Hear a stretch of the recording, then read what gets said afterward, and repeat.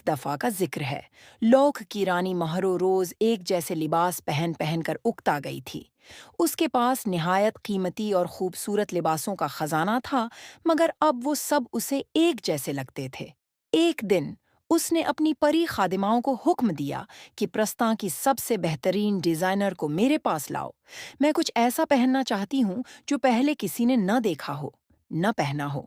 پرستاں کے ایک گوشے میں ایک ننھے مگر خوبصورت گھر میں مشہور فیشن ڈیزائنر سبین رہتی تھی۔ جب اسے رانی کا پیغام ملا تو وہ فوراً اپنا جادوئی سلائی بکس اور سنہری قینچی لے کر محل کی طرف روانہ ہو گئی۔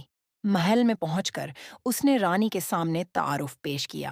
رانی نے کہا، اگر تم میرے لیے کچھ بہت ہی نرالا اور انوکھا تیار کر دو تو میں تمہیں اپنی شاہی ڈیزائنر بنا دوں گی۔ یہ سن کر سبین گہرے جنگل کی طرف چل پڑی۔ جنگل کے بیچوں بیچ ایک جادوئی نیلا دریچہ کھلا ہوا تھا۔ سبین اس میں داخل ہوئی اور لمحوں میں انسانی دنیا میں جا پہنچی۔ وہ اپنی پرانی سہیلی انیلا کے پاس گئی، جو انسانی دنیا کی ایک ماہر ڈیزائنر تھی۔ سبین کھڑکی سے اندر آئی اور کمرے میں لٹکے ہوئے حسین لباس دیکھ کر حیران رہ گئی۔ اتنے میں انیلا آ گئی اور سبین کو برسوں بعد دیکھ کر خوشی اور حیرت سے پلکیں جھپکنے لگی۔ سبین نے اپنی آمد کا مقصد بتایا اور اس سے مدد کی درخواست کی۔ چاندنی رات میں سبین کے جادو سے وہ دونوں اڑتے ہوئے پرستان لوک پہنچ گئیں۔ ان کے پاس صرف 5 دن کا وقت تھا۔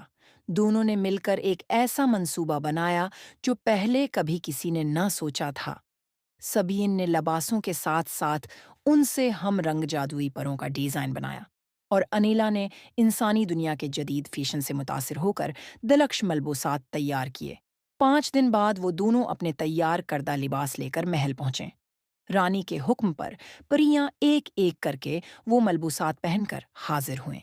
ایسے حسین اور منفرد لباس رانی نے پہلے کبھی نہ دیکھے تھے۔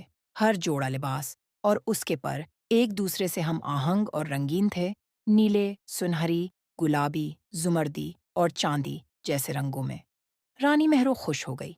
اس نے سبین کو شاہی ڈیزائنر کا تاج پہنایا اور انیلا کو قیمتی ہیرے جواہرات دے کر انسانی دنیا واپس بھیج دیا۔ سبین پھر شاہی محل میں رہ کر نہایت شاندار لباس تخلیق کرنے لگی اور پرستاں کی تاریخ میں اس کا نام ہمیشہ کے لیے امر ہو گیا۔